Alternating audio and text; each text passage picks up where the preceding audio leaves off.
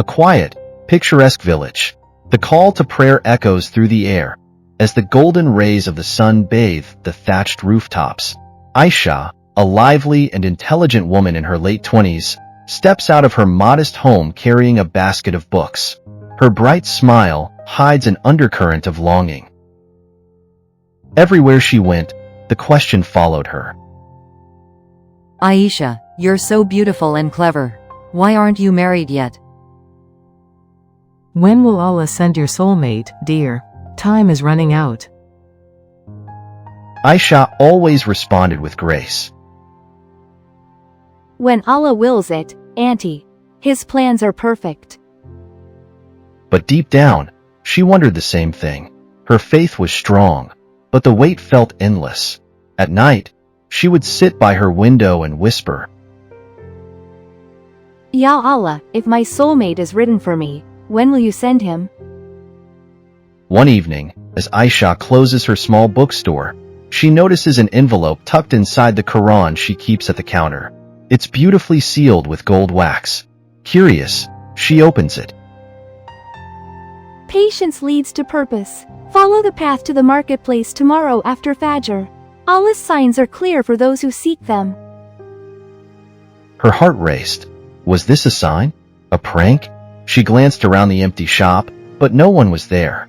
Clutching the letter, she prayed for guidance. That night, Aisha couldn't sleep. She debated whether to go. What if it's just someone playing a trick? But what if it's Allah guiding me? As dawn broke, she made her decision. After far prayer, she donned her shawl, packed a satchel with water and dates, and stepped out into the crisp morning air.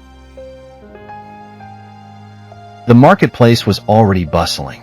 Merchants shouted prices, children ran through the crowd, and the aroma of freshly baked bread filled the air.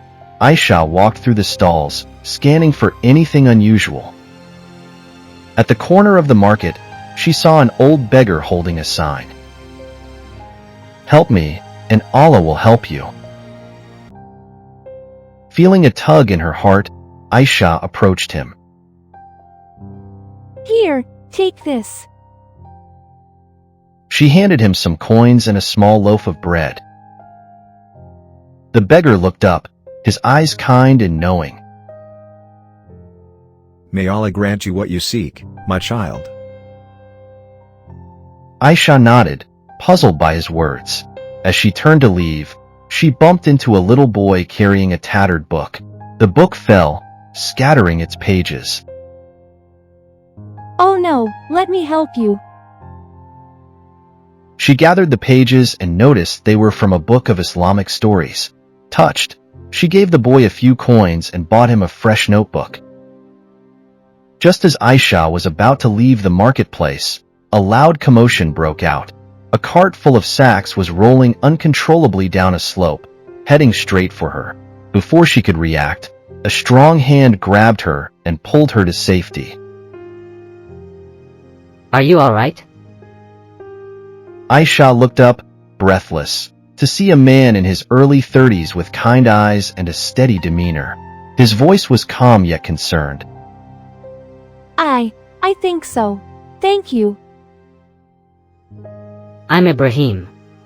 Sorry for startling you. He smiled awkwardly, and she noticed he was holding a book. That's a rare one. Are you a reader? More like an accidental collector. I've been looking for a good bookstore. You're in luck. I own the only one in this village. Their conversation flowed naturally. Aisha invited him to visit her shop, and Ibrahim gladly accepted. Weeks passed, and Ibrahim became a regular at the bookstore. He and Aisha bonded over their love for books, shared values, and dreams. Ibrahim was a traveler who had recently settled in the village to write about his journeys. You know, Aisha, your bookstore is more than a shop. It's a place of peace. And you're my most loyal customer. Their friendship deepened, and whispers of admiration spread through the village. But neither spoke of marriage, both hesitant to assume Allah's plans. One afternoon, as they sorted through old books together, Aisha remembered the mysterious note. It's funny, I never told you, but I found a letter that led me to the marketplace. A letter? Aisha described the letter. Ibrahim's expression shifted from surprise to realization. I think that letter was mine. Yours? How? Before settling here, I was struggling with my own questions. I wrote that letter as a reminder to myself, tucked it in the Quran at the mosque, and forgot about it. But it seems Allah had other plans. Silence filled the room as the truth sank in. Could it be that Allah had guided them both to this moment? Days later, Ibrahim visited Aisha's family to formally express his interest in marrying her. Their families met, and joy filled the air. Aisha couldn't stop smiling as she reflected on her journey. Ya Allah, your plans are perfect. Thank you for showing me that patience and trust always lead to the best outcomes.